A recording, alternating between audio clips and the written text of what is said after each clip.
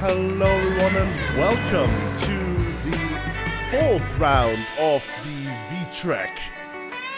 The tracc.eu, the VTuber tracc.eu challenge. There we go.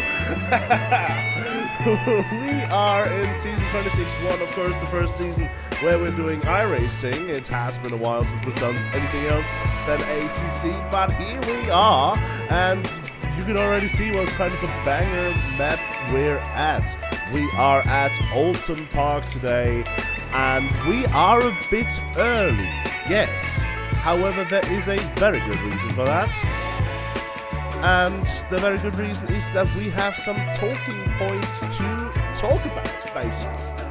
And that is not going to be me alone, of course, talking about that. My name is Julian Strasser, by the way. But with me today here is going to be Charlie. Hi. Hello, everybody. Yeah, we thought we'd kick off today and have a nice sit down before we jump into the action of quali and just discuss about the season so far, about the different drivers, the different sort of arcs they've had along the season, some team moves that happened in very recent times, and just explore that together and with yourselves. So, by all means. Go for it. Well, I think one thing that I have to kick off the floor with, Julian, most importantly, I don't know if you've heard, but there has been a very big team move coming into this event. There has been. Are you aware of who that is? I don't think I am aware of what happened, no. Well then, sit yourself back, recline, and listen in. For those of you who also don't know in the stream, Jordan Brunch, famed Vtracc champion for 2 titles, if my memory serves me correct, has made a move racing from Mirai previously, but to X-Ring for this season. Oh, yeah. Absolutely sensational move. Absolutely sensational move. A lot to talk about there as well. And I actually had the privilege of getting a bit of a, what's the word? Bit of a bio about that move. Okay. Julian, tell me, what's your initial reaction in knowing about obviously X-Ring and Mirai and the move itself? I mean, obviously, I say obviously now. I did see the social media post about that, and I was a bit surprised at the moment hearing that had happened. And, well, of course, that means there has been the split between Jordan Brunch and Mirai, and it also means that he now believes that the best home for his skill and talent are the Chinese roster or the predominantly Chinese roster of X-Ray. But it was a bit surprising to me. What did he actually say in regards to it? So I'll give you the sort of cliff notes here, and we'll sort of go in and dissect it. But yeah, going into it, essentially, Jordan had joined X-Ring originally because of the fact that he'd been invited to a race, IRL, for an endurance race to take place in August at Donington Park, which to me sounds quite fascinating. We know that Midnight obviously has done F4 in China, I believe, and has looked to kind of implement that more recently in Britain, doing their own racing license at the moment, as well as now at Brands Hatch. And I think it was Snetterton is the most recent event they've done in an MX-5. Now, Jordan was offered the chance to join as a member. And essentially, Hurricane was saying that, well, they won't really be able to attend much more of the Vtracc season, unfortunately. So Jordan was offered that chance to join the team and score some points, get to know the teammates a bit more, and have that longevity going into the rest of the season. They've also had aspirations going into sort of real-life racing as well, so they're looking to grow themselves, not just in a sim racing capacity, but also in real life as well, with some of the more British series locally, so X5s, etc. And with that in mind, obviously, Julian, I think their resume speaks for itself, doesn't it?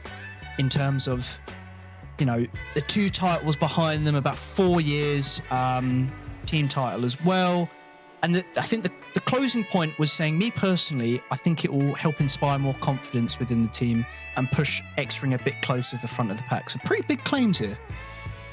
Wait a second. Let me take a step back here to try to understand the situation. Jordan Brunch was invited to participate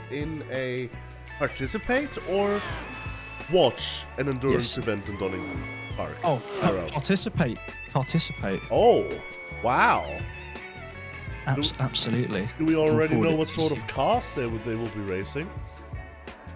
I actually don't know that yet, but I'm very interested to know and to see how that pans out and develops as well. I think that's the one thing about sim racing that always really interests me is about that translation into real life racing, and now we're seeing it from track to actually the real life track as well, which to me is fantastic. Oh, that is amazing. That sounds like an amazing opportunity, definitely, for Jordan Brunch, and no wonder then that he seemed to join over for X-Ring for that, and getting to know the team, as you put it, or as they put it. 100%. I mean, I've had it with obviously Oreo itself, and when you're trying to grow that chemistry with more kind of like academy rookie drivers and bring people together. And I think the advantage that Jordan's got going into that is that they've been around the block now. They've been in a few teams. They've been very well versed in the Vtracc scene. They've got some good standing to their name as well. Some very strong performances previously. And it's going to be interesting to see what they do in an X-Ring car. It really is. Absolutely.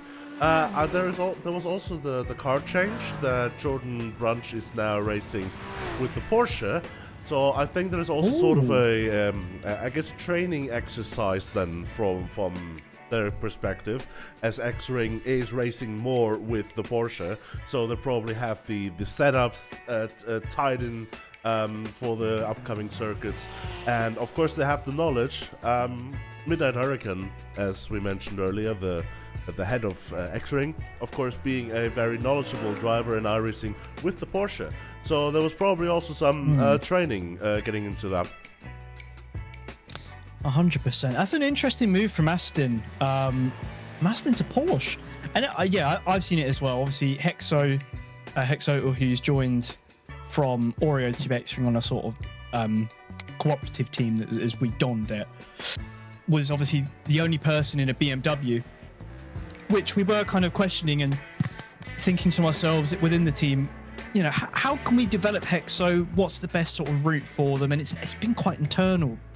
But I think making that jump to a Porsche and sort of throwing yourself feet first into the hot tub to sort of acclimatise, and I think that's a good move. I think that will actually pay off in the later season as well, because we're only at round 4, aren't we? We are only at round 4, so basically this, from now on, we're past the halfway mark of the championship, so everything is still open, basically. Very much. I don't know what the situation is in terms of Jordan switching into the X-Ring team, who they're going to be partnered with, if so. I mean, Midnight was paired with Inazuma. Yeah. I don't know if that's going to change or can change if Midnight's not going to be there. Just by the rules alone, it can change, yeah. And I think you said earlier that Midnight doesn't have time to participate for the rest of the season. Then that probably means that Jordan Brunch will step into Midnight's position on the team, which would be a move that is totally fair and on the cards. Yeah, no, absolutely. I mean, and that kind of, I think, segues us into our next topic as well, because it's not just all about Jordan Brunch, but the grand scheme of things, team championship, which is definitely something I want to start off with most of all. So, because I was a good lad, prepared everything, and put on my screen about all the points values and stuff, which I will share to you, so it's easier. But just talking about it here, we'll touch on sort of X-Rings Championship at the moment, but they're currently in 4th. They've got 46 points, including the drop, but 54 total. And then ahead of them is Grip Runners, 49 on the drop. Ad Astra Comet, 51. And then Phoenix Racing VTuber Academy, 52, which is a team I will honestly raise my hands up and say I didn't expect to be leading at the halfway mark. And it's a testament, I must say, to Ian the Terrible and Raven West. Difficult season, I think, for Raven West, but Ian the Terrible has been quite consistent. But I am surprised to see them first, Julian. What do you think? I do believe... Yeah, okay, here's the thing. From what I'm seeing on the sheet, it is something very much carried at the moment by Ian the Terrible's strong results in the first 2 rounds, but also seeing that only 2 strong individual results so far can carry a team to be on top of everything, means that there is no standout team so far. And we can also see that. Look at the standings on the side, including the drop. The first, Yeah. I mean, I can't even decide when there's the drop-off that a team doesn't have any chance anymore. Mathematically, still every team has the chance to win the team championship. Even Eldenwood Racing, who unfortunately at the moment sit at the bottom with 0 points. They still mathematically have the grounds to win this team's championship. But even at the top, it's just so close between so many different teams. No standout performance there. I think that is impressive. Yeah, I have to agree with that 100%. I mean, Grip Runners have really shown up this season, translating from obviously ACC, where I think they were about mid of the pack. I didn't sort of testify them to be just pushing into that top 3, top 4. They seem to have done it this season so far. I mean, DJ and Savage DJ have both been obviously in the AM category, but still really fighting for those podiums and quite consistently by what the stats are saying. And if you just look at 5th in terms of Mirai, Asta and Akito have got a really difficult job ahead of them in terms of banking those consistent points. And to me, the one thing with teams, Julian, that I sometimes put a bit of a question mark on is maybe looking to vary about having a pro and a silver together and maybe try and distribute those points a bit more evenly amongst the team. What's your thoughts? I mean, technically that is a strategy. There is, of course, part of the rules which says if there's 2 different drivers and 2 different classes or splits, then the one with the lower score basically gets 1 position removed from their final point scoring position because of technically there could be 2 first places, which could not happen if the 2 drivers were in the same class. So mathematically speaking, there's the same opportunity in any regard. However, from a mental perspective, getting basically a top of pro driver and a top of AM driver together would help extremely, since they have no grounds whatsoever on which they would need to fight one another. So I think from that perspective alone, it is a very good idea to have a team split up between different splits, because they don't need to fight one another. And if both of them are in pro, for example, then they would see the grounds, hey, I want that position, whatever it takes, basically. Yeah, I definitely actually support that. I've seen it this season, again, chiming a bit with Oreo. The last race that we had, looking in review, quite a lot of our team were so kerfuddled, I think is the correct terminology for it, in how each person was going racing. Can one person pass another? And it just led to some funny moments for everybody, apart from probably me, who was sweating profusely watching it happen. Included some collisions and whatnot. And that's the difficult thing with teams, isn't it? Sorry, go on. I can hear you wanted to say something. It's a serious situation when it starts out with a voice crack.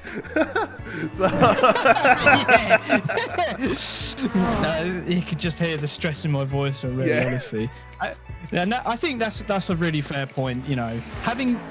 Not having to worry about that too much in a race and having good team cohesion about how you're going to go racing is so essential in a team championship.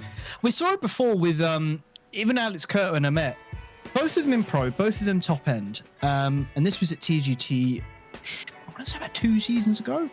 They won the team championship, and the real consistent thing between both of them was that they would always work together. We saw it in Barcelona where Amet was ahead. Yeah. Curto was asking the questions in the mirrors, trying to give it a bit of a fight, but they still had that underlying sort of respect to each other to say, there are bigger things at play here. and a Met move to the side for Alex to take first place. And those sort of decisions lead to those titles, I think, in my opinion. It's having that selflessness and recognition about the grand scheme of things. And that's one thing I'm really interested to see, you know, between these teams of like X-Ring, for example, and Mirai. You know, you've got two pros that are fighting very hard for those top end positions. How are they going to go racing when they're against each other? That's what I'm looking for, especially here at Alton today, which is going to be difficult. Absolutely. From what I am seeing, though, as I'm looking on the left-hand side of my screen, is that there are actually quite a lot of drivers who are not attending the race today. So there is going to be a much smaller grid, which is good for the safety of the racing itself. And it's also going to give a lot of potential to the people who do race in terms of getting points that they maybe couldn't have gotten with a larger grid. Of course, we have 2 drop rounds this season, so this is an opportunity for many of these drivers to score some points and get them on the boards definitely as non-drop rounds. Yeah, absolutely. And I think that's quite a generous thing with this season. It's harder with TGT where you got that one round back in your back pocket, and once that goes, you're on thin ice for the rest of the season. It's quite a sad one.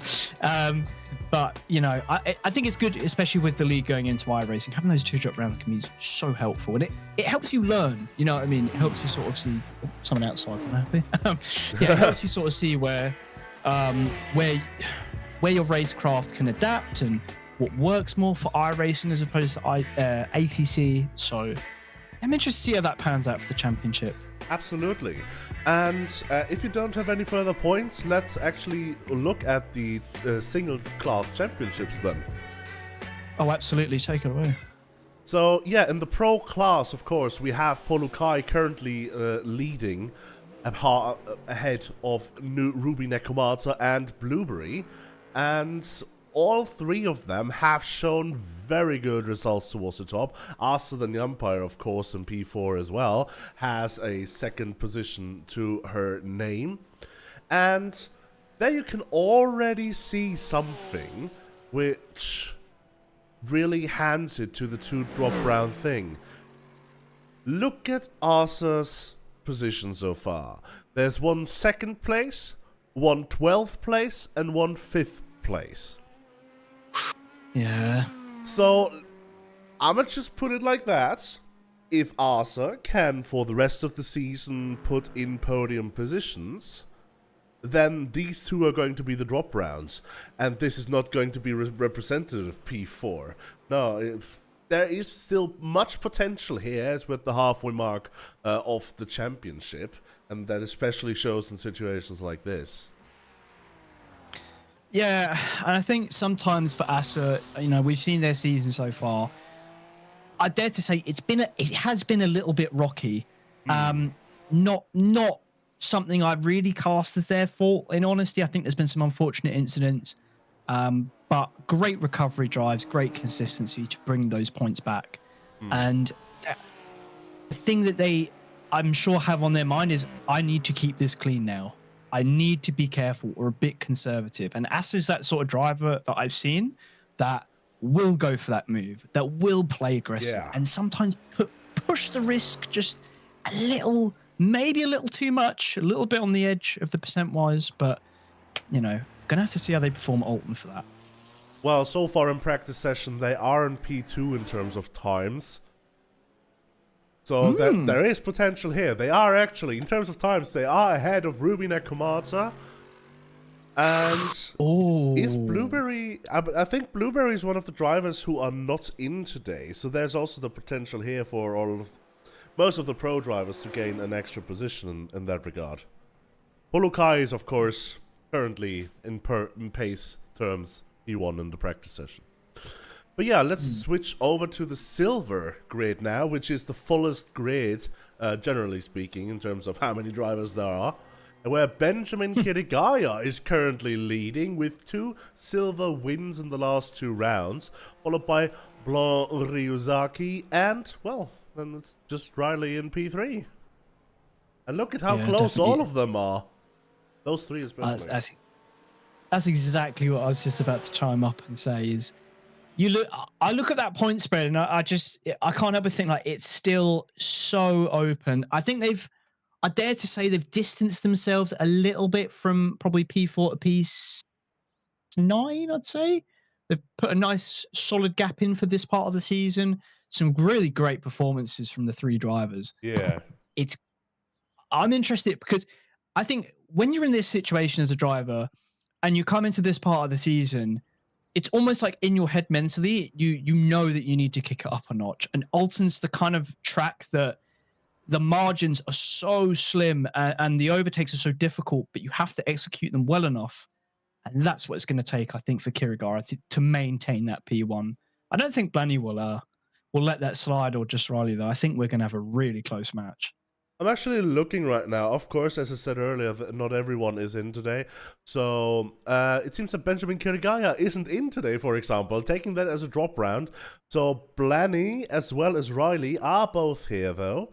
So they have the possibility to fight it out for P1 in the silver class. However, we did see earlier in the practice session that Kronos Nimura, whose home track Alton is, basically, have a standout performance early in the practice session, being in the top 3 overall.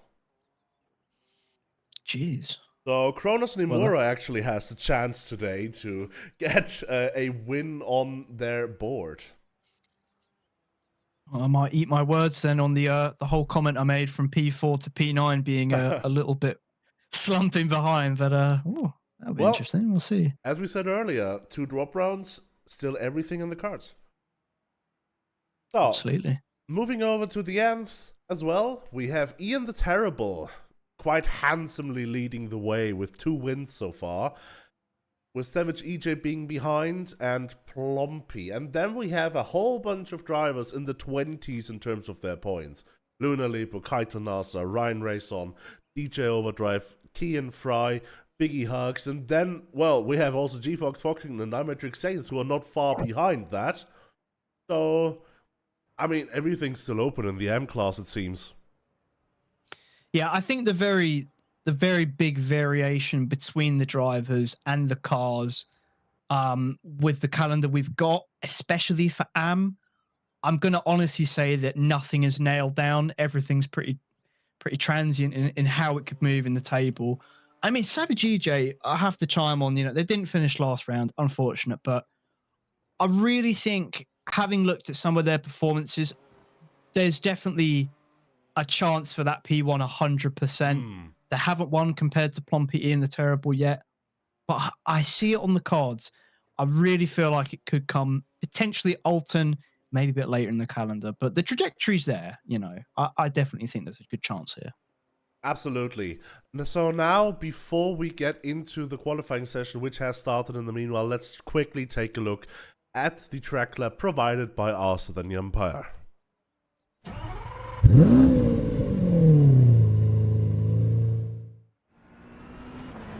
Here we are to start our lap of Alton Park.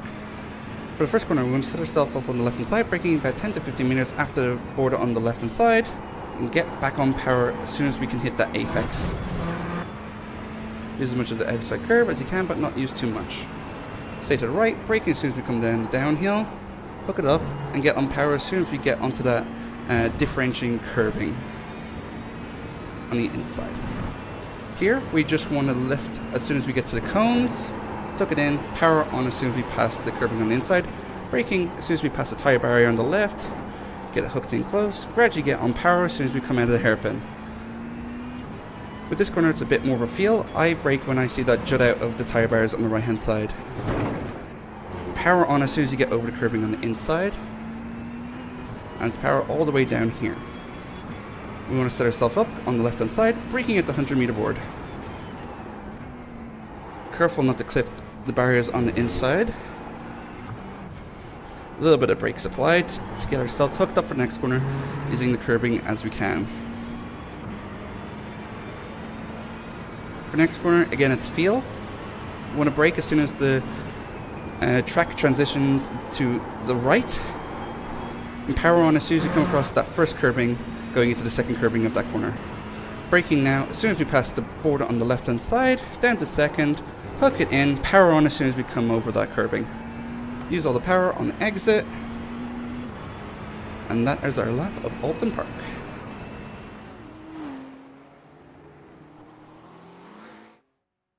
And that was the lap. So let's take a look at the qualifying as it stands right now.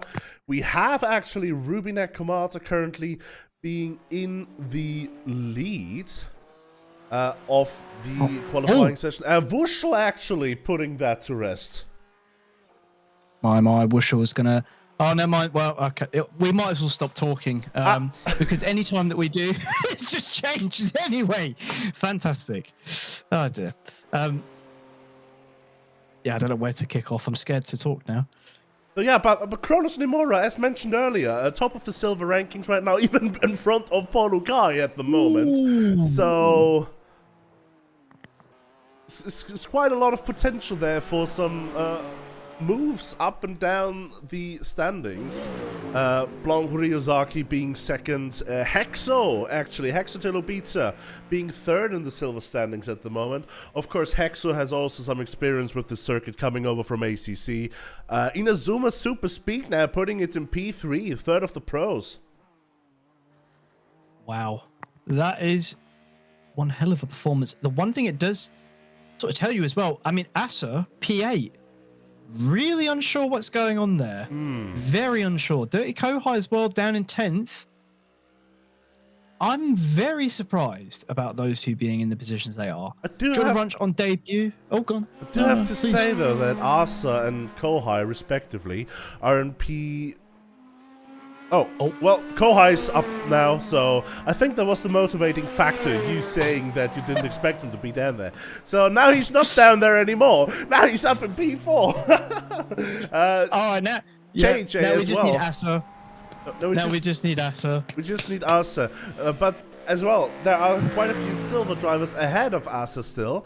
So it's also that within pro class, it doesn't look as bad as it looks on the standings right now. As Polukai moves up into P5, Jordan Brunch moves into P7. What a debut start there.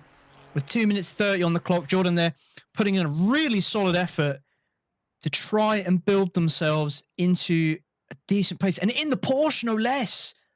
It's a good start, certainly. Oh, as we jump into an Audi spun off on the side. And Asa on the push. They're P12. They've got to make up some time now. And there's not much tarmac left to do it in.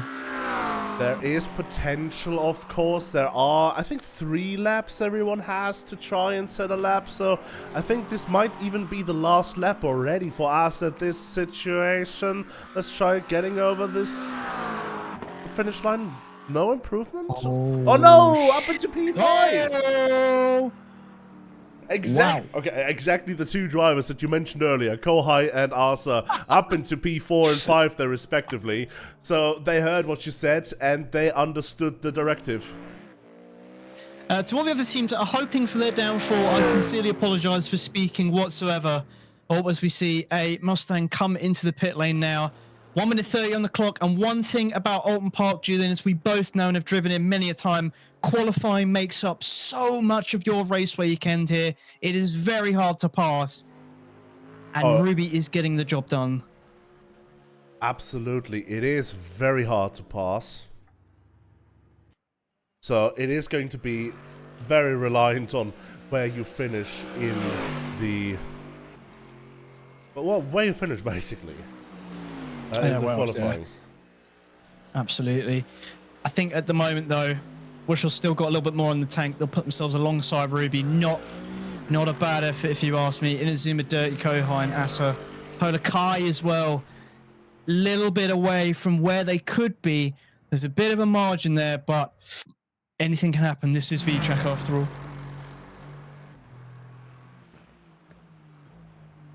And what I will say, Kronos, Nimura, top of the silvers. Jordan Brunch, second in silver. Blanny, third in silver. Ibiza, fourth in silver. Oh, and Akito puts it P10. Good effort from them, and almost playing a little bit more. It's just South Florida turned into Britain. Thank the Lord. I was getting worried. I thought we'd been forcibly changed by name, but that's not the case. Thank the Lord. No, don't worry. Don't worry. Jason Street and Chris Burton are not coming back. Yeah, I was going to say, the last time I looked at Alton, it didn't look very sunny, and there wasn't many alligators, but nevertheless. Oh, we're jumping into race start by the looks of things. Well, an interesting look at what qualifying did produce. We're going to go through it. Ruben Ekamata finishes qualifying P1 right next to Vushel. That's the first line of it, followed by Inazuma Super Speed and Dirty Kohai, who are two more of the pro drivers in the second row. Arslan Yampire and Polokai make up the third row in P5 and 6 respectively. In the fourth row, we have the first of the silver drivers already, Kronos Nimura ahead of Jordan Brunch in the new colors and the new car. JJ Tetraveler, not Jace, is in P9, followed by Akito Asasagawa. Blanny is next in P11, followed by Haxotilo Pizza, that is row 6 on the grid. And we have Daedalus Fulguri and, well, it's just Riley in P14. P15, we have Kat Kizumiri, followed by MN underscore, where we're deep into the trenches of the silvers now. With DJ Overdrive, actually the first AM driver already coming next, followed by Raven West Gaming. Then we have Lou Maynard, followed by Ian the Terrible, the second of the AM drivers, who is looking to get a very good result once again today. Selena Aino is next, who has joined the season late, followed by Kaito Nasa. Plompy is next, followed by G-Fox Foxington. That's also going to be a fiery fight, and I'm not just saying that because of G-Fox's livery. Luna Lupo is next, followed by iMentrix Zanes. And finally, rounding off the grid, we have James the Werewolf in P27. Wow. That is a very, very interesting grid.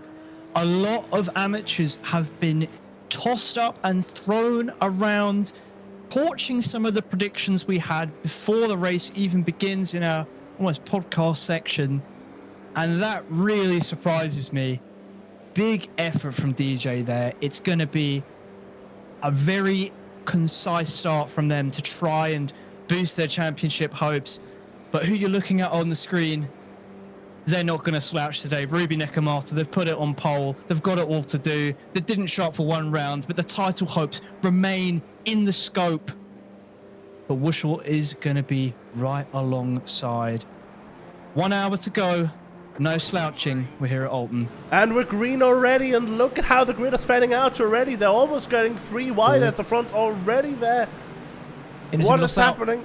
There is so much going side by side into T1. Quite a few positions being handed out. So far, everything's safe. Everything's mostly safe, but there's a crash in front. Oh, huge crash. That's Polakai. And I think that was Inazuma. Huge ramifications for the championship. That's going to be Asa promoted as well. Just what they needed for their championship.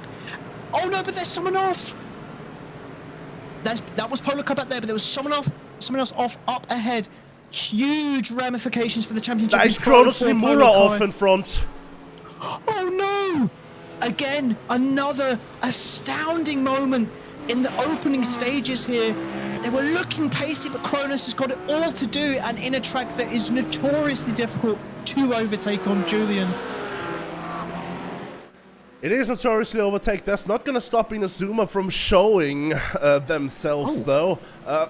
Trying to, show themselves in the rearview mirror of Vushel up ahead, even into the chicane here, which is one of the, slight opportunities if you get a much better run out of the first chicane, I guess. Absolutely. I thought that was Inazuma off initially, but it wasn't. It was actually one of their teammates, which isn't going to promote Asa. It was Jordan Asa Brunch. is P4. It was Brunch. Oh, Brunch. Oh no, Brunch has taken a munch of Barrier, and that is going to end their hopes for today by the looks of things, unless a safety car comes out. But Blanny, is that Blanny? That is Blanny. Blanny is looking on JJ. Silver on Pro. It's not for points, it's for pride.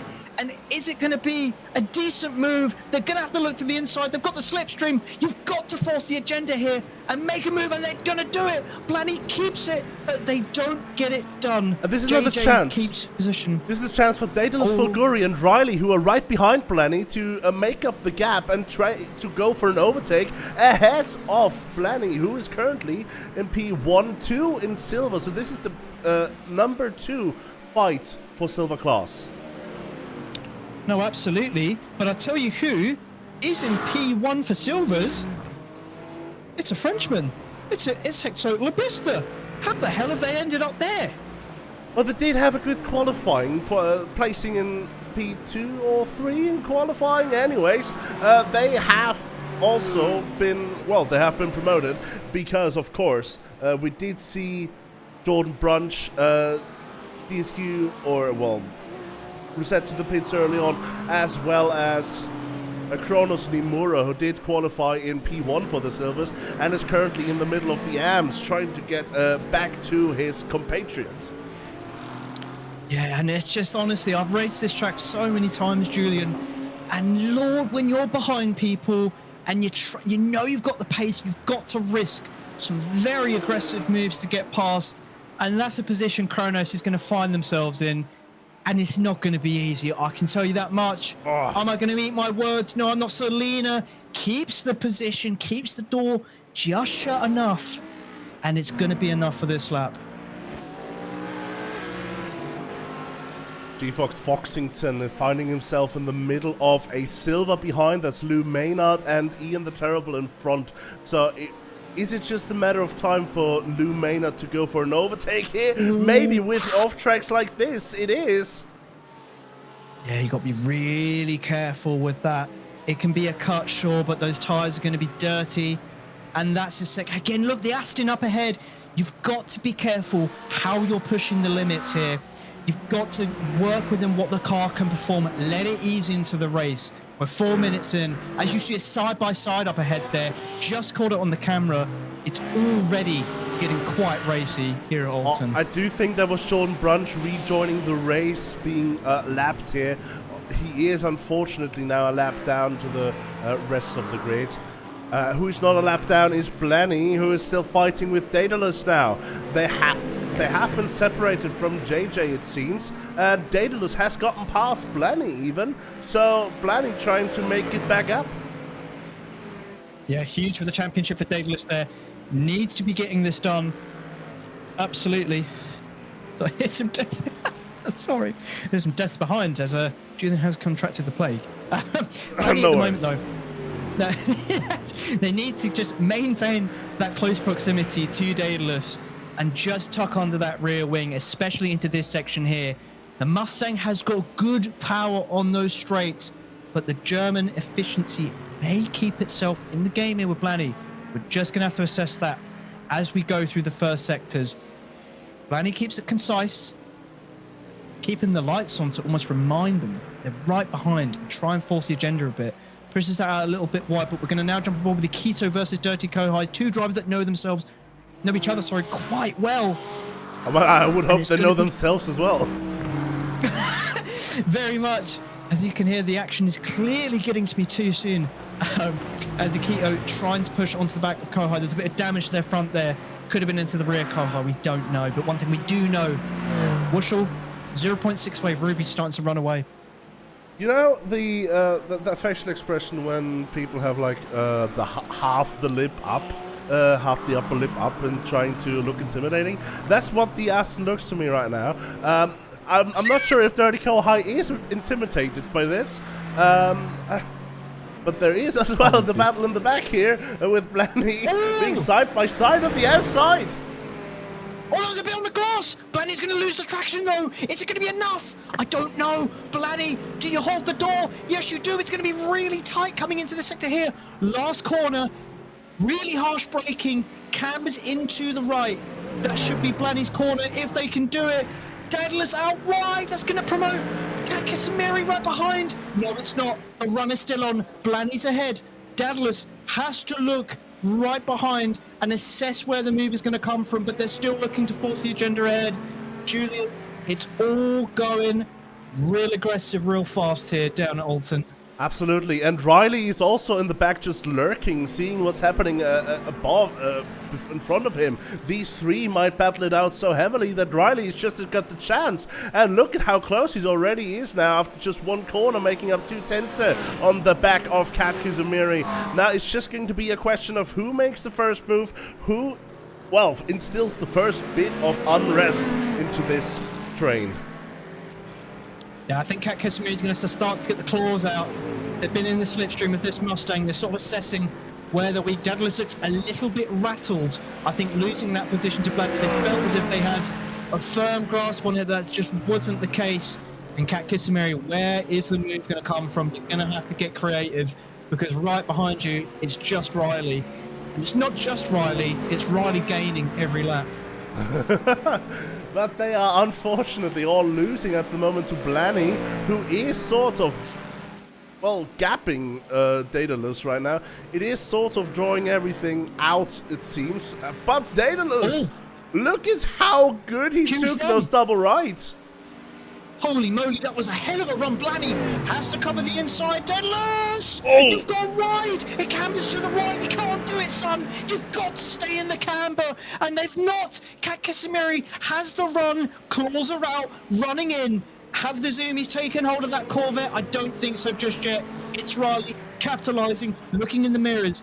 It's all going to keep a little bit more stable now, Julian. Something that's not going to be so stable is Austin and Umpire trying to go for a move on Inazuma there. Trying to open the gap where none exists. Inazuma is having none of it. That's an Asa move. That's an Asa move if I've ever seen one. The minute you open that door versus Asa will take it. They will make that move. And I think Inazuma have realised that and tried to close the door a little bit later. Not much of a gap, but just enough for Asa to ask the question, knock on the door and see who's home. Asa's going to push, but is it going to be enough? Julian, we're only 8 minutes and 9 minutes in. Yeah, and it seems that in these only 8-9 minutes, everything has, well, mostly sorted itself in terms of the different splits. The pros are in the top 6 positions. Then we have Hexo as the, well, one of the only standouts for the silver class, followed by JJ then. What is that battle right behind there going on? There's a bit of an off-track by Akito, and it's not... But there's a touch! Oh, Akito! Akito's off! Dirty Kohai has hit Akito, and that's a devastating move there.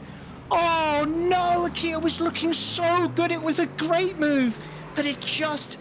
Yeah, they've got to go to the pits, get a quick fix in, and change things up. Go to the end. It's your best move. Completely understand that. Very unfortunate, and that is going to help Asa get that distance. Dirty Kohai's away, but Hexotl Abyss is going to be catching up to the rear of Kohai. I mean, he is, and that is an impressive performance from Hexotl Abyss. When he signed up for this season, and I did not believe his pre-qualifying being in the silver class, I said he's going to be in pro sooner rather than later, and look at what he's doing right now. Beautiful moves so far from Hexo, beautiful consistency, still ahead of JJ, and it remains to be seen whether JJ can even catch up to Hexotl, who is in the process of catching up Dirty Kohai. No, absolutely. I think knowing the way Ibistra is, there it is. The trouble that they have sometimes is they just try to push every lap a bit more, and you just eat a little too much and it catches you. We saw it before, I think, at Daytona. They're just going to have to temper that, calm themselves down, understand the grand scape of things. You've got a good position. Blanny is behind by quite a margin. Settle in, find the points, find your win. It does look now, though, that JJ is getting closer to the rear of Hexotl. A bit further back we have Kronos Nimura, having climbed a few places since we last looked at him. However, still in the middle of the AM grids, currently in P15, following Ian the Terrible here, who is fighting his own battle as he's catching up to DJ Overdrive, and both of them, are following Kaito Nasa, who is currently leading the M class. No, absolutely. Kaito Nasa, as I said, they have had a pretty decent season so far, and they're just building on that and building on that. They're P1 in Pro, but it's going to be it's going to be a hell of a move from DJ. Oh my lord, sorry everybody. My body can't even sustain what's going on for some reason. And there's going to be another move there. Ian the Terrible goes offline and costs themselves a position.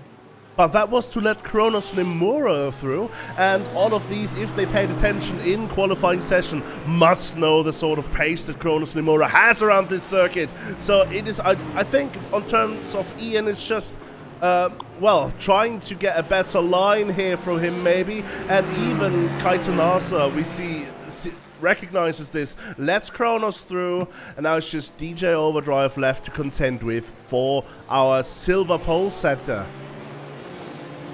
Absolutely. I think that's a smart move. Sometimes it's better to let that car use just a bit pacier in a different class. Let them go ahead at a reasonable pace. Let them attack. Take the grip away from your opponent. Throw them off balance. Find where you can close up and make the move yourself. Not a bad idea by Kaito Nasa. The trouble comes in that they need to maintain that close enough proximity to affect that.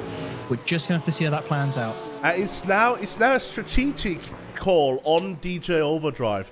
He's breaching the gap. He has bridged the gap a bit to Kaito Nasa here, because Kaito Nasa, of course, did let Kronos Nimura through. So now it is the choice of DJ when he can do the same. And first of all, he has to wait for Kronos Nimura to come close enough for a move to not cost as much time as it would otherwise. And then he has to execute letting someone pass as well as possible. Maybe on the outside of a corner like this. But Kronos Nimura would have to get closer for something like that. 100%. I think if the gap was closer, DJ maybe looks and thinks maybe I'll let you pass. But they're actually, I mean, pace-wise, they're doing really well. And we're just going to see Asa here. Oh, Asa, are you going to look for a move on the inside? I bet you are. No, you're not. Wow, that is patient from Asa. Asa plays that game. Makes you think, I'm going to look for that move. I always will look for that move, but I'm not going to this time. I'm going to let you compromise your line. I'll let you think about it a bit too much. They know at this point in the season they need to put in a clean performance. I think that's what they're trying to do, Julian. I wonder if Asa thinks that she's got a bit more pace compared to Inazuma at this stage in the race. Because both of them see Vushel a bit ahead, keeping a sort of a steady gap to these two. But still, you can't shake the feeling. Potentially? No. A bit too far back. Yeah. You can't shake the feeling that Vushel is going to, well, basically drive ahead of these two a bit if they continue battling like this. So I think Asa will think like that and try to make the move stick as quickly as possible. 100%. Genuinely, I think, you know, Asa's got that pace, but the real trouble for Alton, and I even said this with my own team before, is that it's going to come down to their strategy and when you decide to box. You know, when you're under Bluesky situations, it's quite hard to let people through at certain points, and you could get damage. You know, I mean, you can see it here. Inazuma is going to get held up. Kohai's going to come in. Oh, they just came off there. That is a very damaged Ferrari there for my Mentrix Saints. The entire front is missing. Yeah, absolutely. Oh, this is going to hurt. Ubista potentially trying to make that move. Past them. Asa. Lights are on. Who's home? Is it a move to the outside? Oh, too much grass there. Too much lawn mowing. And they're going to have to patiently just take a breath, reassess the situation, look back, find the room, and execute a better move. It will come. Oh, go on. We do currently have Plompy and Mentrix going for their pits this moment. As right past them moves Kronos Nimura, who is still behind a DJ Overdrive. However, Polo Kai is also now catching up and right on the rear of Kronos. Oh, yeah, absolutely. Are these two on the same team? Oh, my Lord. Kai goes for a very aggressive move in a corner that you do not typically make a move in. That my hat is off, sir, but man, that could have gone wrong. Absolutely. However, Polukai is a very experienced driver in iRacing. Luckily, in this situation, Kronos Nimura didn't do anything out of the ordinary. As DJ Overdrives now moves out of the way for Polukai, doesn't at this moment for Kronos Nimura though. Kaito Nasa is now ways back from DJ Overdrive, so it would be safe to let him pass. However, going defensive, it doesn't seem like DJ Overdrive wants to let Kronos Nimura pass. I think he thinks he has more pace. Oh, but then he goes wide. Yeah, then he goes wide. I was going to say that's. I was looking like it was adding frustration to Kronos, and the one problem there was going to give, I believe, I can't remember. That's it. Asa's back on Inazuma, however, and they're dancing left and right. It's a real tango between two different manufacturers in a tight circumstance. And Asa looks for the move on the left-hand side. Goes wide. Inazuma's going to keep low and just get the camber they need to get a better line outside of it. Smart move. It's what you got to do. Alton has those cambers. Abuse them. Let your car dance into it. Asa keeps it just on and keeps it in the fight still. That was close. You can dance on the camber, but please don't dance in the mud. This is not Glastonbury. Yeah, no, you need some wellies for that, and those tyres certainly will not like that whatsoever. I can tell you that for free. For people outside of the UK, Glastonbury is like Woodstock. Just a huge open air concert with lots of people, well, being affected by substances in muddy areas. Yeah, you know what the other problem is with that, with Glastonbury, actually, to be honest with you? Well, it's full of British people, which is never a good sign. Moving on, Asa is going to get a good line here on Inazuma and continue to push up 0.3, 0.4. And Asa has got the windscreen wipers on to wipe away the sadness of when they went off the track earlier. They're going to look for another move again, and it's just the same. We're just seeing a bit of a rinse and repeat here. I don't think you can get a move done on the outside. Oh, Asa. Oh, Inazuma closed the door. Ooh. What the hell was that? That was net code and a half. Nobody's off. Everybody, take a breath. Everybody's fine. It doesn't seem like there's any damage on either of the cars from that. Really, fully net code. That was a full weird net code there. No one's got damage, thankfully, and it doesn't disadvantage anybody at the moment. We're coming up to the 20th minute. Within about 10 minutes, I think we're going to look to see stops look to happen. But it is going to be a matter of time. Wushel is 3 seconds away from Ruby now. Ruby is not phased. Ruby's just chilling. Yeah, Ruby's just at the front trying to... just trying to keep it as well. Now we move back, and there has been some action going on. Inazuma having to go defensive now, and through the Druid's corner, it seems that there have been a bit of an action. That's the move. Asa got that really well there. They ducked themselves into a better line. Inazuma's going to have real trouble here. Overlap. Inazuma tries to press Asa. Asa gets a good run. I think this is going to be... It's got to be a send. It's got to be a send somewhere. But it's not going to be just yet. Inazuma's line gets compromised, and Asa... Oh, it's going to go wide! Oh, they just keep it again. Inazuma is running them just out of room defensively. Very well defended. But I think Asa's going to get frustrated, Julian. Oh yeah, that might actually be the case. And I think it's at stages like this, where a driver like Asa would probably be best advised to go for an early pit stop. I think so. We see Isaac Umbrus, who typically TGTs it up. They often go for an earlier stop, build up the delta, just keep it consistent, and often come away with some really good recovery performances.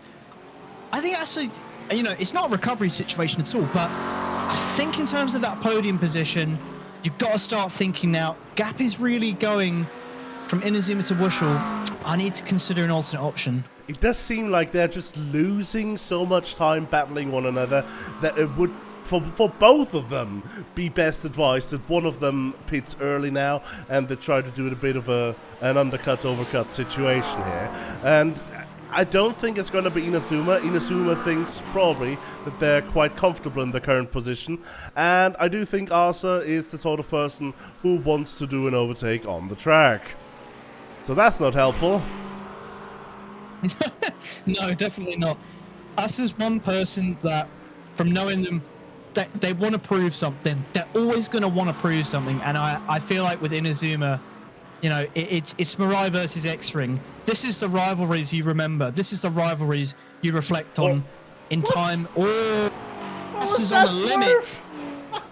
That was a hell of a swerve. Asa, again. Yeah, they know that inside camera is going to get covered, and they're just putting the pressure on. Inazuma playing the team game. Got to bag those points. X-Ring needs them, especially with the current situation as it stands. But Asa spearheading Mirai. Two hands in the fight here. And the punches aren't reeling. They're just getting more ferocious corner by corner. Asa still looks as if they've got a run, tucked under the rear wing of the Porsche. Brilliant on board. And let's just see it.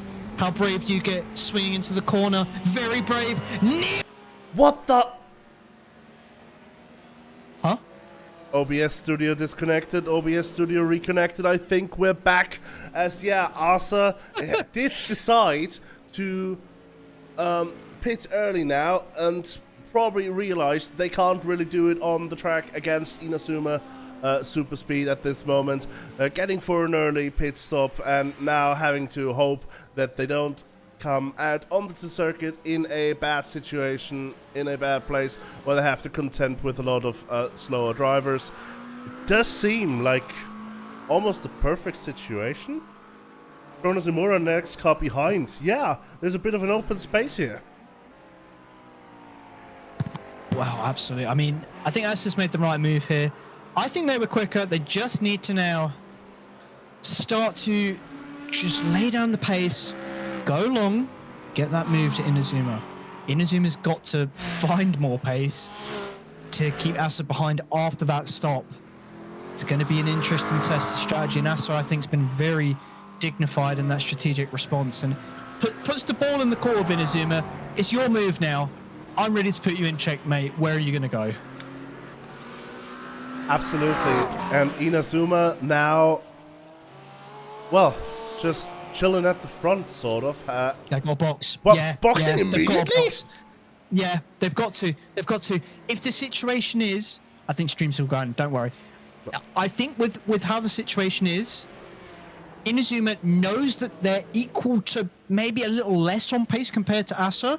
So the only hope they've got on that podium now is to get the box done, hope that the gap is still fine, come back out, defend again.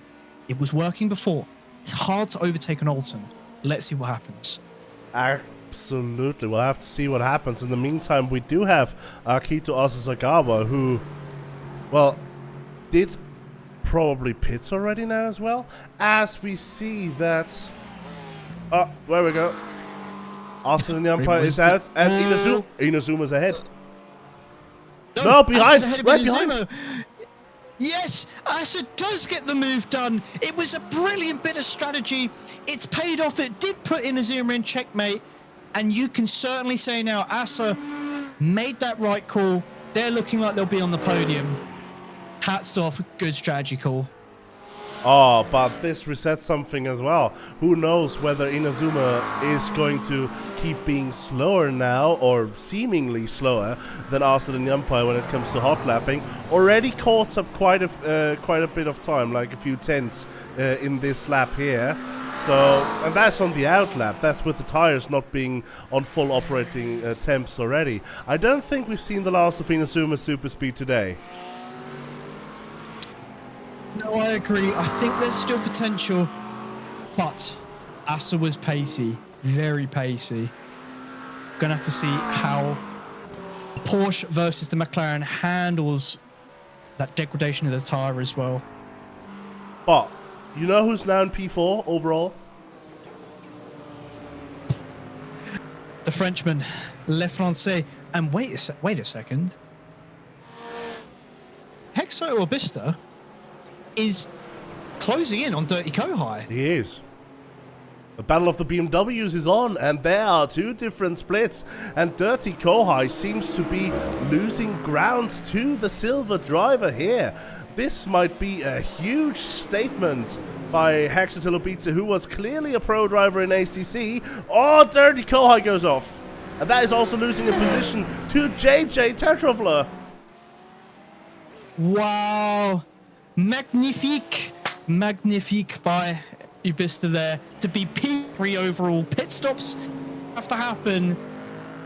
Wowzers, I am absolutely surprised to see them in that position. They told me in confidence that it wasn't going to be enough to be in the top 3. It's got to be a win. And they're making a damn good claim for it. Julian. I mean, it's looking like a win for Silver Class for Hexatilobiza at the moment, as there are some closing ins right now. Daedalus Fulguri battling with Raven West Gaming. I wonder who's got this one. Both of the Ford Mustangs actually battling it out here. Not some machines you would sort of expect on a circuit like Alton Park. Honestly, I mean, I wonder how the Mustangs are going to compare to each other. They've both got equal power, maybe a little setup difference, but let's see who's got it more honed in here. Daedalus was looking pacey, but Raven West is starting to just keep them at an arm's length. Quite a few pits coming in right now. We've got Kohai in the pits, Plompy is out, Imentrix Saints is in the pits, Katkizumiri is in the pits, and MN underscore is unfortunately also out of the race so far. But yeah, these two... Oh, there's a bit of an internet issue, it seems. A bit of a stability issue for Raven West Gaming at the moment. Daedalus will want to make the move past as quickly as possible, I guess, if stuff like that is going to happen. Imentrix Saints exiting the pits here. These two having to move past. Oh, that is Mentrix on the curb. Oh, no. And that curb is dangerous. And Mentrix just proved why. Unbelievable stuff there. Oh! Oh no! Daedalus! Oh, they just keep it on the circuit. That could have been a really bad moment. Raven West is going to extend the gap now. It's looking pretty good for Raven West. Oh, Polakai is going to try and make a move here. Wait a second. It's Jordan Brunch. It's Jordan Brunch. Oh, it is Jordan Brunch. That is a lapping move there on Jordan Brunch by Polakai. Yeah. I was going to say. I was like, wait, what's going on? It did look like battling. It did look like battling. But yeah, they managed to make it through. As Blanning is now in the pits, Luna Loop in the pits, Mentrix back in the pits. And yeah, it's sort of, now we're in the halfway mark of the race, it's just over. We're sort of getting the pit stops out of the way.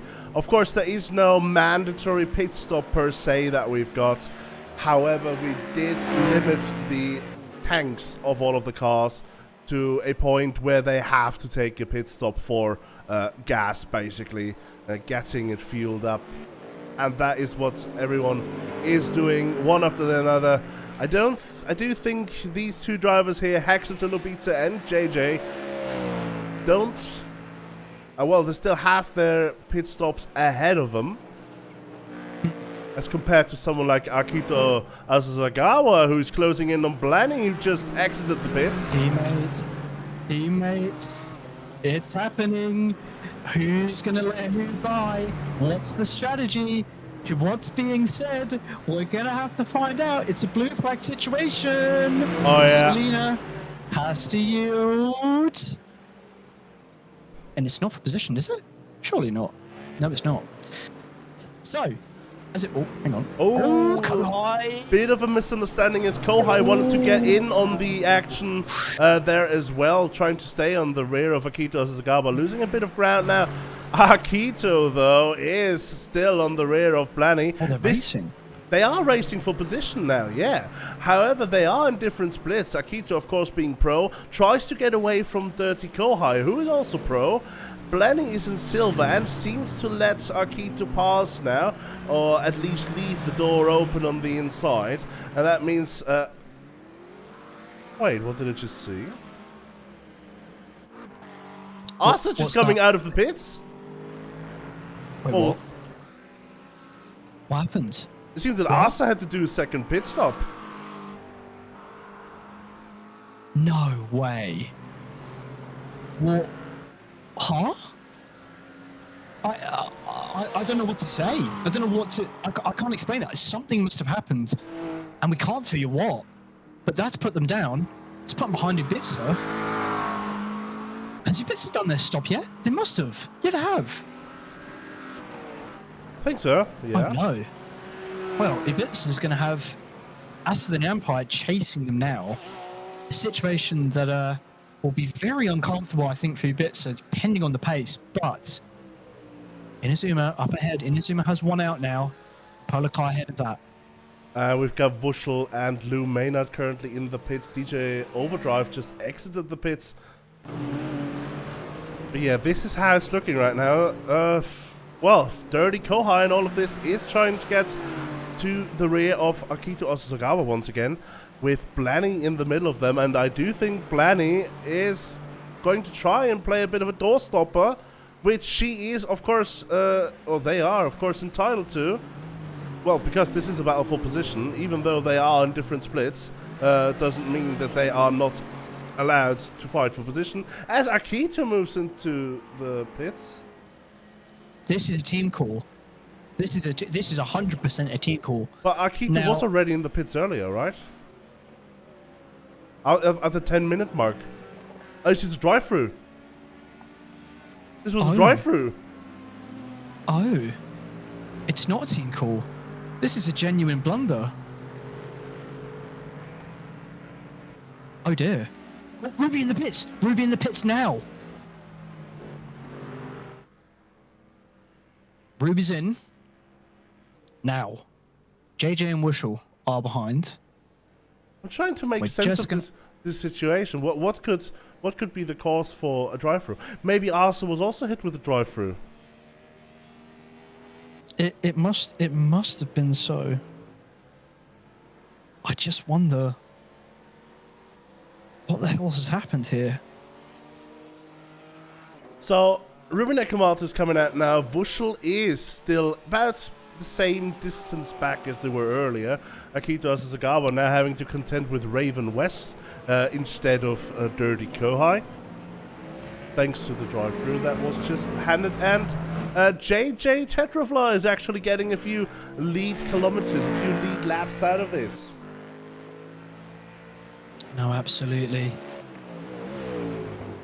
I can't be too sad about that. I mean, Ruben Kamata has now got to get those tyres up to scratch. It depends where they've come out. Akito, oh, it's all starting to get congested now.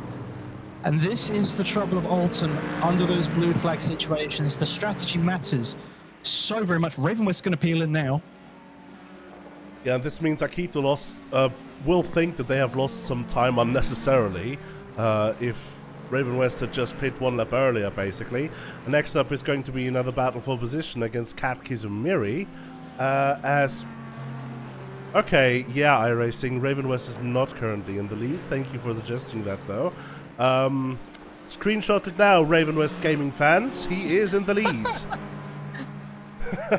Yep, 100%. I would be putting that on my wall straight away, calling Ruby washed. And any teams are welcome to sign Raven West as soon as possible. Sorry. I'm going to eat those words, I'm sure. Oh, the Kiso is chasing Kat Kasimiri. Kat Kasimiri is 18th, I believe. Question mark, smiley face. It's the best I can offer at this point in the race. My head is slowly going. That looks like a Mirai on the side of the car. Let me zoom in. Oh, I can't see it. I think I can see it. I saw a Mirai somewhere. Yep, I think it is. Yeah, these are teammates. It's going to be interesting to see what the decision is between them. Akita will be peeking out from their steering wheel saying, "I showed you my Aston, please respond." Absolutely. And it's just going to be, it's going to be that's a the situation of response. letting them go. Now we've got it. Now we've got the response. Yep. The Aston pick has come through and has been reacted to, and it did work in the end. Next car up ahead is actually Selena Aino, who is the backmarker in this situation at the moment. First race actually in Vtracc this season for Selena Aino in iRacing. A lap down, trying to get to the grips of the situation here, and is currently doing so as not last. So I guess that is something you can already be proud of, judging by the fact that the physics of iRacing are not the most forgiving when it's compared to other sim racing titles.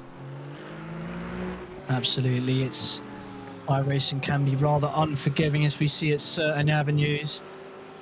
And they was going to battle. Jordan Brunch is actually starting to get their fangs out a little bit here. In the X-Ring, it's an inside move.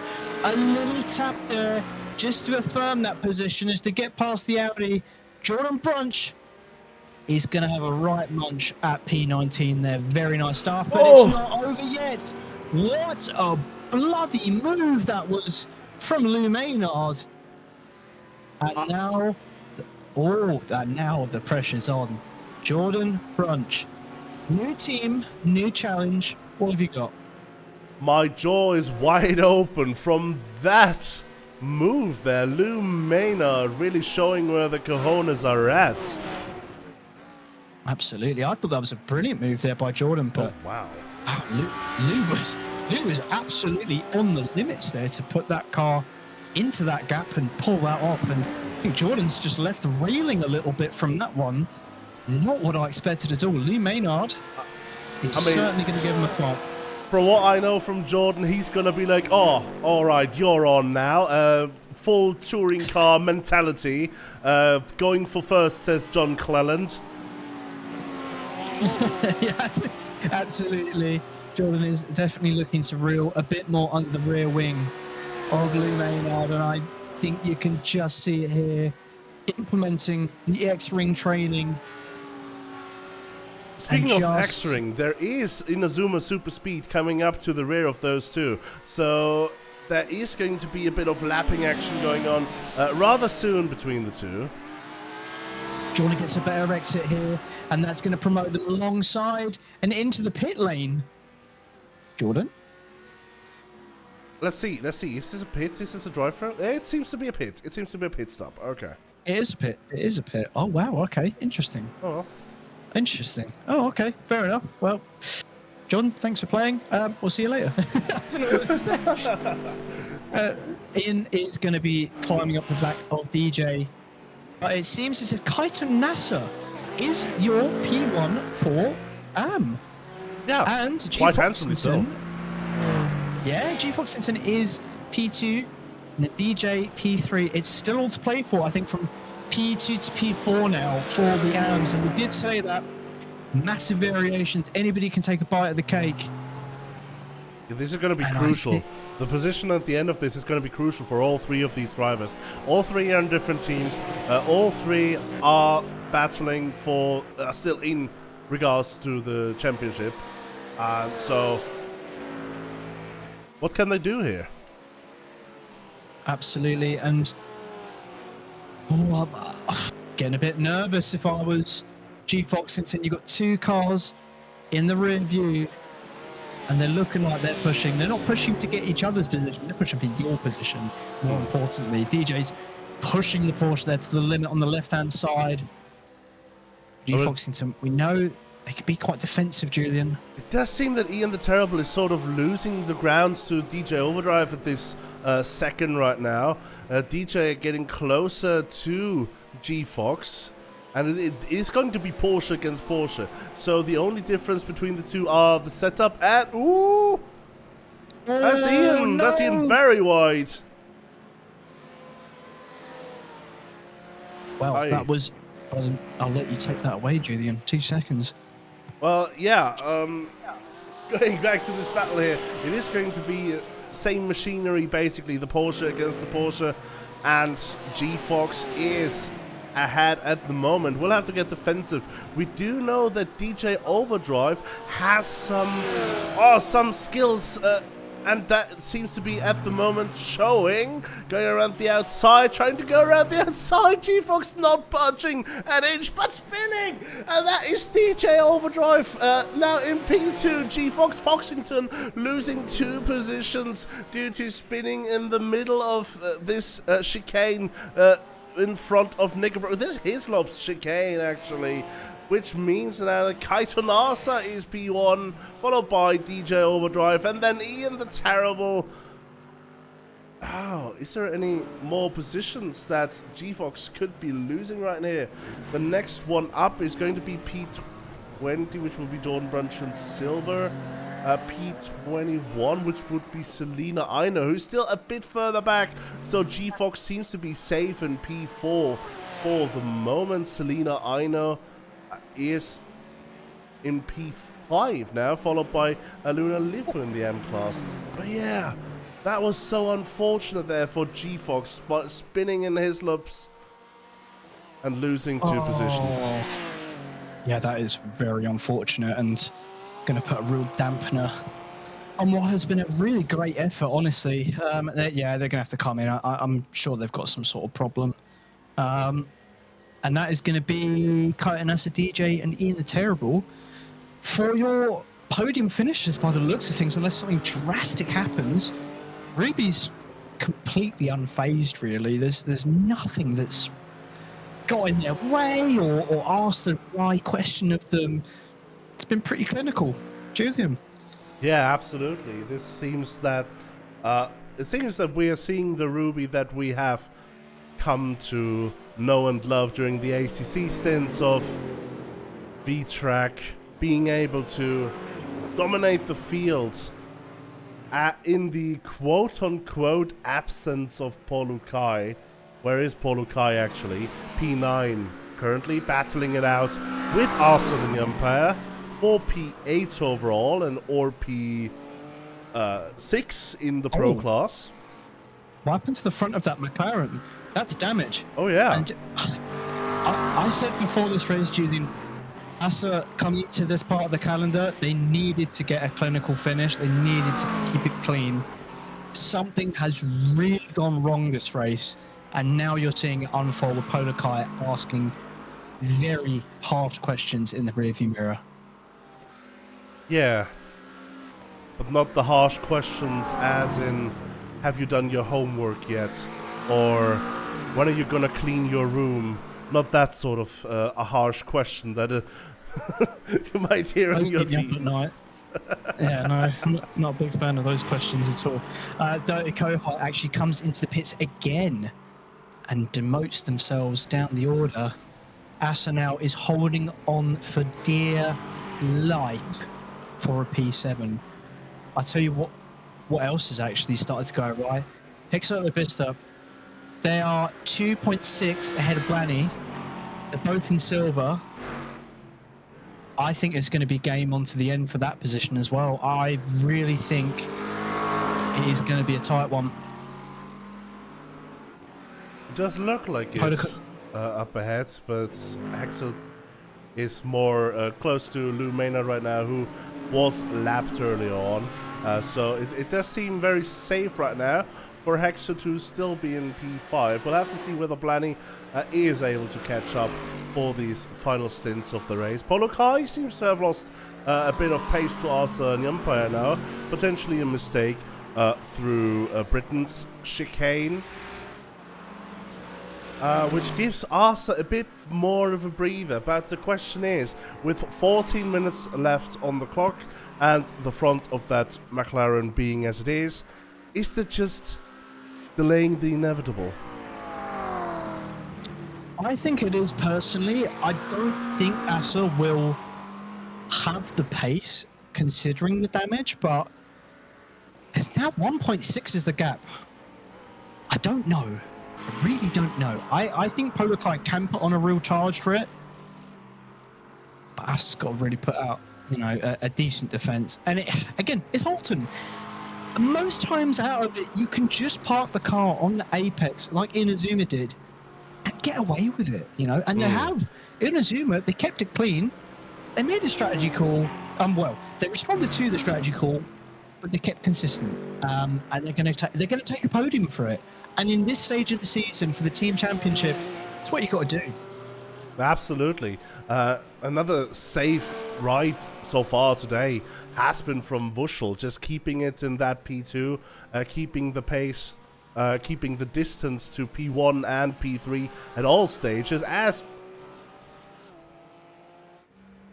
what's going on, Akito? I know. Oh, Akito's coming again. That look like damage, maybe. I'm not sure.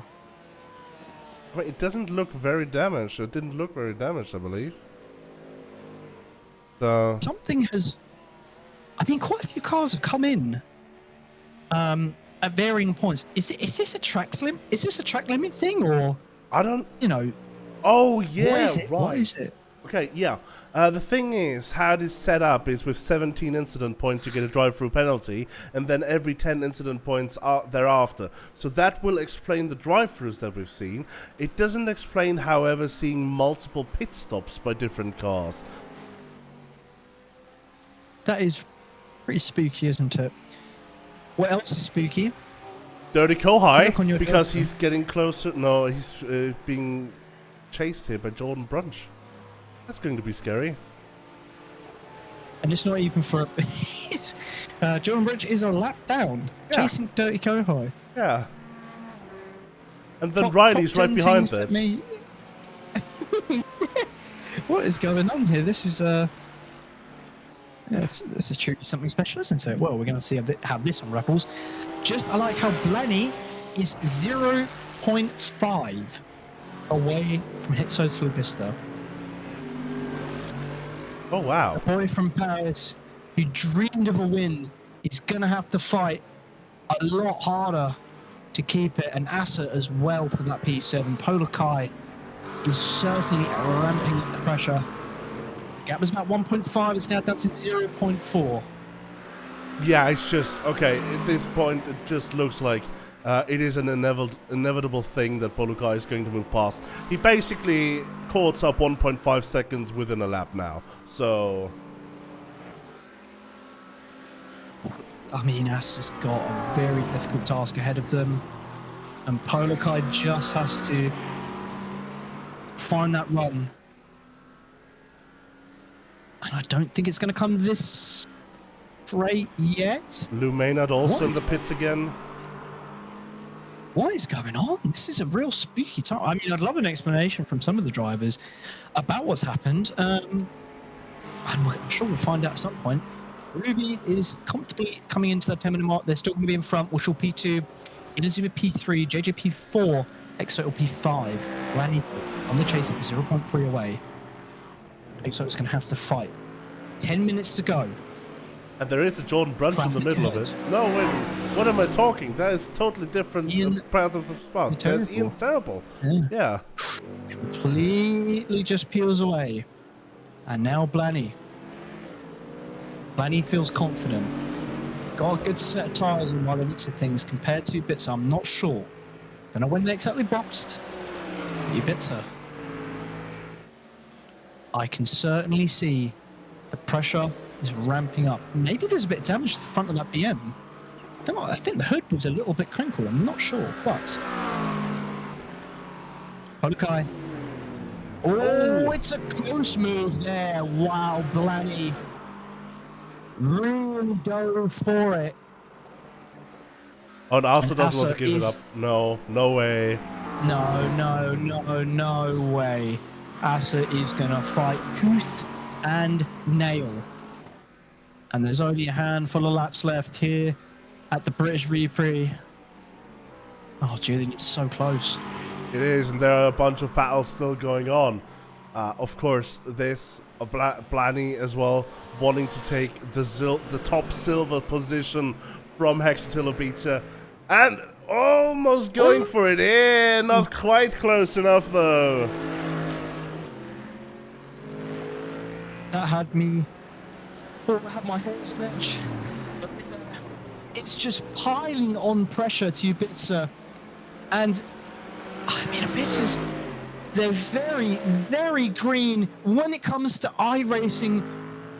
They know how to defend in ACC. I don't know if they know how to do it in iRacing, Julian. And that's a question we're going to find an answer for with 8 minutes to go. Blaney's got to run. Blaney's got to run with Ibiza. Oh! What a move there by Blaney to turn into them. Oh my lord, Blaney. What was that?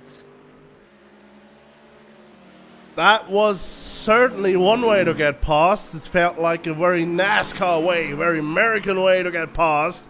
One thing I know is that that's not going to be very much liked by Hexo.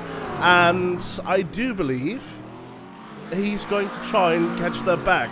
For now, though, Polo Kai is also trying to go past Arthur and Umpire finally, but he's not managing to make it stick. No, absolutely not. I can see this going wrong between these two really, really damn fast. Asa is absolutely parking it on an apex. Polo Kai! Oh my god, he's going to push them alongside! Asa's gone! Asa's back! And Asa's back in front of Polo Kai there. And Dirty Kohai is going to start to gain rapidly on the rear of these two. Bloody hell. The fists are clenched. And there's no punches being pulled between these two. Dirty Kohai is going to get a question thrown into the mix as well. I can't even sentence properly. My head is gone. Julian. Okay, but I do have to say fair play by Polo Kai for not going for that overtake there, even though he had it, quote unquote, simply because it would have been under a collision. It did invite Dirty Kohai into the mix though, and now it's a three-way battle, and it's just a cork. It's just a cork in the bottle at this moment, and it's being pushed along by Polo Kai all the way up the hill. We've seen a similar move like this at Daytona, and right behind was the person that Polo Kai did it to. A push on Dirty Kohai to keep them in the mix up against Blueberry. And we're seeing a bit of a repeat here, except Polo Kai's doing it to throw off Asa, I suspect. Oh, that could very well be the case, innit? Both of them will want to get past Asa sooner rather than later, as all of them take a bit of the grass there on the outside. That is going to be 1x for all of them, I suspect. Because Asa is just still damaged, and they are all going slower than they could. Simply because Asa, the damaged McLaren, I mean, look at that front, is the one leading this pack. I can really see this going wrong pretty soon, though.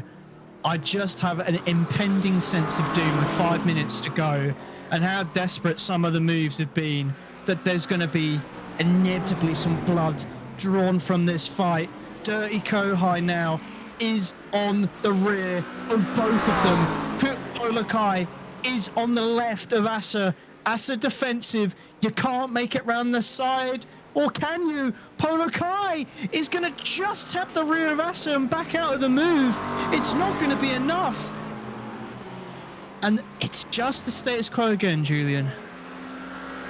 Absolutely, and I bet you Polo Kai is going to get frustrated at some point. So I think I can echo your impending doom sentiment. I, however, do not know if it's going to come from Polo or from Dirty Kohai even, because he is getting impatient with Polo not managing to make the move stick. Absolutely. Us has just got to really go and just keep in the middle of the road and assess where Polo is going to fashion an attack again. Asa is absolutely giving everything in that cockpit to remain ahead of Polo Kai, and we've seen it. Wow, even Dirty Kohai is too. That was a run on the grass. That's not what you want to do, but that's what you do out of desperation when you're trying to close that gap, when you want to make that move. And Polo Kai is going to keep up that pressure. Look at the difference in Apex, the speed. It's just getting closer.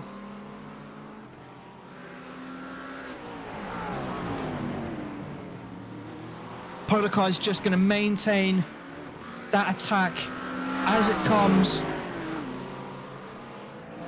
And Asa is just going to keep to the ins. Oh, Polar there. Starting to seem a little bit more desperation behind that move. Looking to the left, looking to the right. Making Asa check the mirrors. But Asa's got one thing in mind, and it's the points. It's that share of points. Ibitsa is up ahead of them. There's 14 seconds separating that, but Ibitsa is 1 second away. Polar is going to go and try that move again around the outside. They've got to try something. Asa maintains the inside.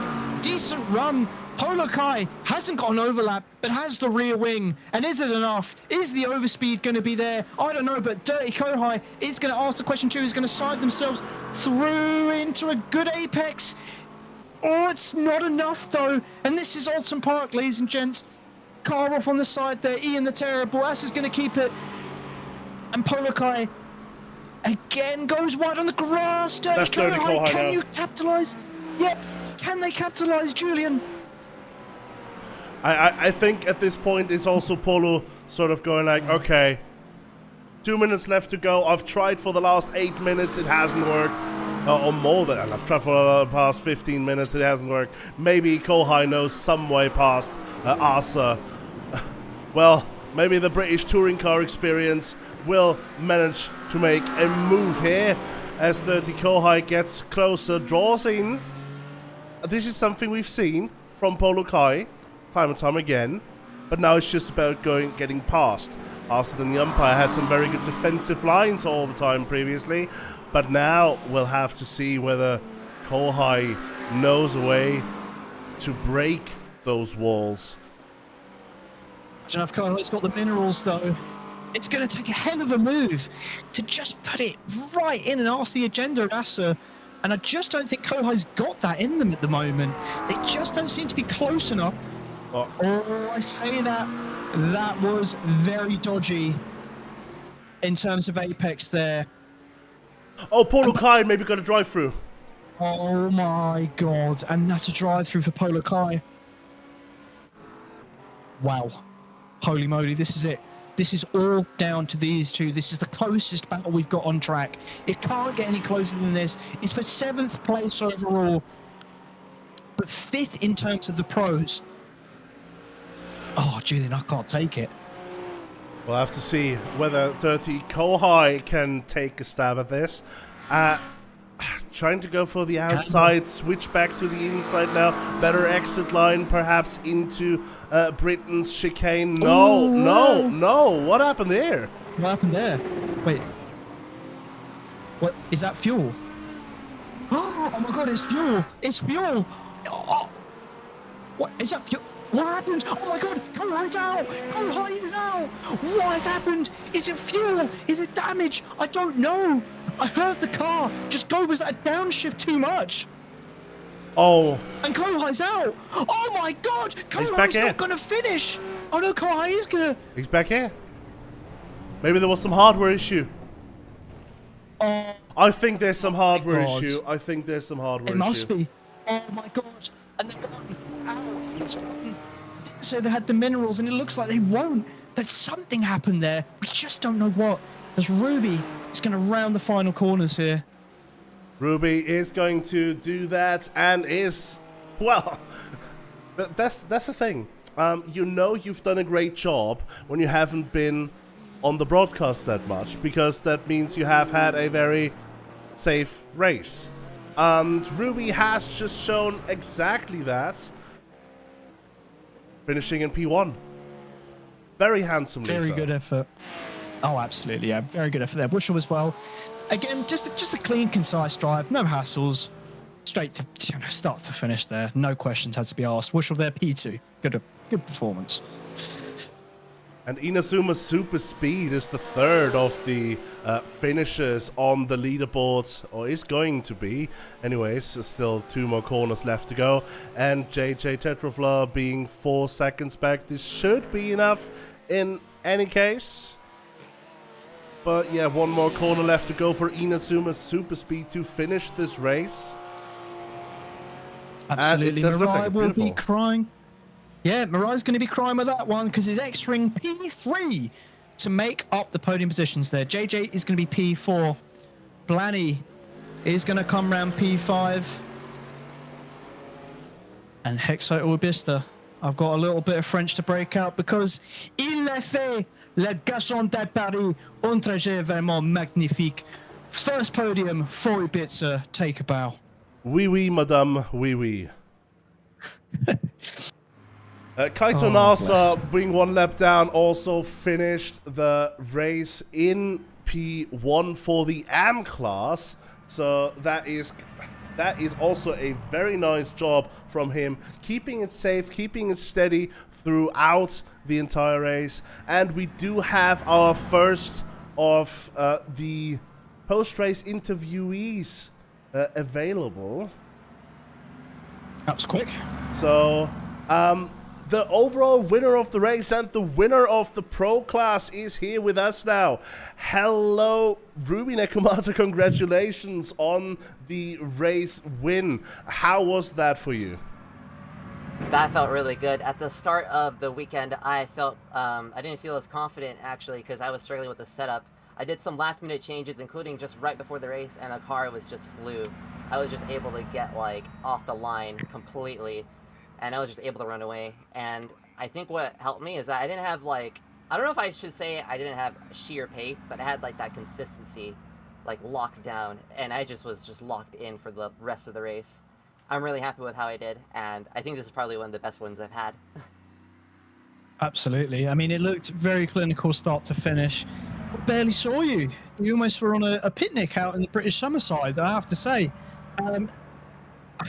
Questions got to be asked. You're looking favourable in the championship. Do you back yourself for the title? Yeah, I mean, if I had a chance at the championship, depends on my Sebring availability for the next round. But I mean, I knew if I wasn't able to do the next round because of Sebring, I had to win this one, and everything had to align. And so I think I can now actually really make a good break for the title, and I feel really, really excited for that coming maybe into the final round. We'll see. We'll see if I can make the next round. But today just really made me feel more comfortable about my chances. Certainly. It seems as if you wasn't pressured, you got to make the runaway, and I think it's starting to seed a bit of doubt into your competitors now that the P1 is most certainly going to be challenged by you. And good luck to you in the rest of the season. Julian, any questions? No, just congratulations and good luck for the rest of the season from my side as well. Thank you guys so much. No worries. Take care. Before we move on to the next of the class winners, there is a bit of an update. We have received the news that Dirty Kohai, who we saw in the final stages of the race, has actually had a hardware issue there. Unfortunately, it seems that his Fanatec gear went out in the final lap of the race. Very unfortunate. However, let's move to more happy things. We have with us the winner of the silver class now. Blanc Ryuzaki is with us here. Congratulations on the class win. It was a very heavy battle with Hexatil Ubica towards the end of the race. So could you run us through that, please? Yeah. So I would say over the last, I don't know, we'll call it 5 or 6 laps, I was gaining probably half a second a lap on him over and over, and eventually got to a spot where he had a pretty bad exit, and I had a good one, and I had a lot more overspeed, and it just seemed like a coming together on that little bit of a left turn there. Thankfully, he held on to it. I'm not really sure whose fault that was. I'm sure the stewards will have fun with that one. But yeah, then I just kind of pulled away. So yeah, we'll see. No, certainly it's I think that's if I'm not mistaken, and I'm trying to desperately scroll to find it. Maiden win for you potentially? Question mark. Let me check. No, it's not. You had a maiden win at the first event. Well, Yeah. looking at the situation now in terms of the championship, you've bagged yourself a first, a 10th, a second, obviously 2 drop rounds, and now a first at the race 4. Going into the last 2 races, tell me what your mentality is. Well, I don't want to die at VIR. I think that's going to be a very difficult track. Thankfully, it's not the grand course, but still, that's going to be difficult. And I will win Le Mans, so I'm not worried. Oh, That is that very is a bold confident, claim. especially considering that one of your fellow competitors is a French person, so it would be a home race for them in that regard. I mean, I'm faster than Aki at Le Mans, so... You're faster than Aki, who is in pro class, of course. Yeah, okay. I'm a bit of a Le Mans merchant, like a Daytona merchant, so... Yeah. Well, those are words that now will be immortalized forever until the end of the season. So I wish you luck in living up to such words. One thing I do want to ask, actually, how did you find the pace that you did, do you think, today? Was it in the preparation? Did it come on race day? Just explain to me in detail about that. I had pace. I thought I was slow, to be honest. Like, Okay. I'm legitimately not lying, right? Like, I'm not trying to be facetious either. Like, I legitimately thought I was slow today. My goal was to be averaging in the low 33s, and I think my average was probably the high 33s. So that was it. Never got a 32. There was a lot of mistakes on there. So again, not trying to sound egotistical. I was just like, I was hoping for more. You come away with the win. I don't know how you could wish for more, but fine. Okay. I'm going to be frank. I could care less about the classes. I want to win the race. So that is a so my goal statement. was P1 overall, not P1 of class. That is absolutely a statement. Well, anyways, good luck for the rest of the season on maybe even achieving that. Maybe even at Le Mans, as you said, you're the Le Mans merchant. Oh no, Ruby's faster than me. So. Oh, okay. Yeah, you only said French person before, so. Well, I mean, I was also referring to Hexatilo Pizza there primarily, but yeah, fair enough. Oh, okay. Yep. I'm glad I could give you guys some drama for your next couple races. Thank you so much for that. And congratulations on the class win again. Thanks. Catch y'all later. And finally, we also have the winner of our AM class today. That is, of course, Kaito Nasa. Kaito Nasa. Hello. Hello. Explain to us, how did this race go for you? So let me take a sip of something real quick. I'm like shaking right now. Understandable. Take your time. So my goal going in, because I was like, oh man, Alton's like super narrow where there's gonna be a ton of us on the track. Honestly, my goal was just survival. I was like, look, I don't care where I qualify, because actually I was still debating about whether or not to start in the pits at the start. Oh wow. And then I saw where I was in qualifying. I was like, you know what? We're gonna run with this. Let's do it. We'll ball. And then chaos ensued, as it does. And then my goal became, let me keep my nose clean, see where I get. I somehow found myself behind. For a while, it was Ian and DJ that were ahead of me, and I guess I played the strategy card just right. I went in. I took no tires. I was like, all right. We're gonna extend the fuel out as far as I'll go, and I won't take tires, and we'll see how it takes me. And I thought DJ was gonna get me at the end there. I could see the seconds just tick down every lap on the relative. I was panicking because I was like, I had no idea if DJ took tires or not. And here I am with my set of tires from the from the initial start, I was like, oh no, please let me get across the line.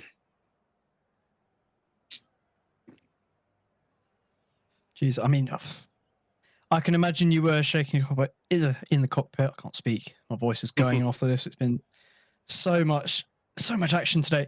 One thing I'm particularly interested in, me being quote unquote a team boss myself, you've come to create Ad Astra. You've now come into your first win. Tell us about the project so far. How have you found it? Having the team that you have now, the people around you, just tell me about it. It's great. Honestly, creating Ad Astra was one of the best things that I've ever done in sim racing. It's just a group of us that we like to have fun. And team chemistry is the biggest thing for us. So we focus on making sure our team chemistry is good.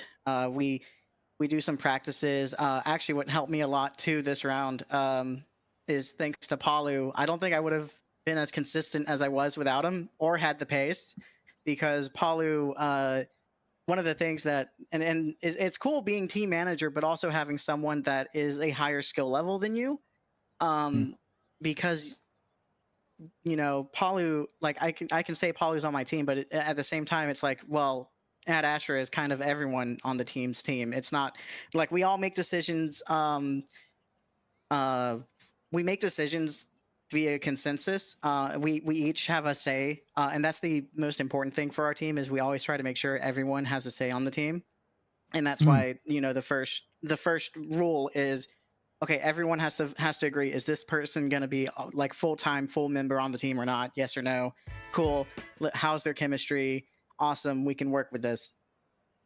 Absolutely. That's really, really similar mindset to when I started Oreo as well. And I really understand where you're coming from with that, about the team chemistry and how you build on that. Would you say that it's been one of your most successful traits with Ad Astra? I mean, you yourself, you came from Technoburst. Tell us about that transition and what your strengths are as a team now. I was initially with Technoburst for 2 years. And then I left at the end of Vtracc last season, just because at the time I wanted to kind of do my own thing. I was like, all right, Technoburst was cool, but I don't want it to just be like, oh, these are the main teams and no one else is branching out to do their own stuff. Because it was really, at that time, it was starting to, there was a lot of stuff that was going on, and it slowly like whittled the amount of VTuber teams down to, oh, well, if you want to be on a team, it's either Technoburst, Mirai, or X-Ring was just coming back. So there wasn't a whole lot of like, oh, there's a lot of X-Ring. So it was mostly like Technoburst, Mirai, and I was like, I don't want to just like stagnate the scene. I kind of want to do my own thing, and kind of have that freedom to do my own thing. But also like incentivize a little bit of rivalry, Absolutely. Yeah, I completely get that. It's so mirrored to the start of Wario as well. That's crazy to me actually hearing that. And talking on that rivalry bit, I know I'm running over a little bit, but I'm just so interested. Talking on that rivalry, how have you felt Ad Astra has fit in against the likes of Technoburst, Mirai, X-Ring coming back into the mix, Grip Runners as well? They've come back fighting, swinging. How do you think Ad Astra is fighting up against them? How have you fit into the season? I think we've been doing pretty well. I know earlier we were joking about the fact that Comet, the team with Daedalus and Palu, kind of has become our version of Red Bull, just with how the points are. Oh man, yeah, I can see that right now. God. Oh gosh, but no, I think we're doing well. There's enough of a variety of skill level within Ad Astra that it makes us competitive in every class. There's some things that we do that we work on all the time to try and improve. Like, we're not perfect. We're not, and we're not gonna be perfect. We are people, so we make mistakes. The mental going into and during a race can sometimes, rise and fall depending on what happens, such as racing. But, I think the way that we go about it and how the team works together to get through those has made us extremely competitive. And hopefully Comet's able to stay at least second, if not to reclaim the first place spot in the standings. Absolutely, and we really look forward to seeing how that pans out. I'm sure a couple of rounds to go. I'm sure there's good feeling in the camp. Thank you for your time, Kato. Julie? One final word from my side as well. I love that you chose the neat team name Ad Astra, and that is solely due to me driving an Opel Astra. So we're very well done on the team name. To the stars, what can I say? Congratulations on the class win, and good luck with the rest of the season. Cheers, thank you. I'm gonna go celebrate my first ever class win now. Have fun. Make sure you remember it tomorrow, jeez. Cheers, guys. Take care. Thank you very much. Okay, with all of that out of the way now, that was the British V-Prix. Any final words from your side, Charlie? It's been absolutely a pleasure. It's been a fantastic round. Thank you all for being here and for the little start segment. Hope you enjoyed it. And yeah, until the next one. Exactly. The next one is going to be in 2 weeks. That's actually... what is it going to be exactly? It is going to be Virginia, as has been teased earlier by Blanny. It is going to be Virginia International Raceway full course, where we're going to see VTubers racing around the entire circuit in GT3s. I can say from experience that it's a very good GT3 single class circuit to race at. Might be a bit tight in some areas, however it's going to invite some pretty good battling, so be sure to be back here in 2 weeks from today to see that. I have been Julian Strasser, with me has been Charlie Bertoni, there we go. And this has been Vtracc Challenge 26-1 Round 4. See you in 2 weeks. Goodbye, and see you on the racetrack.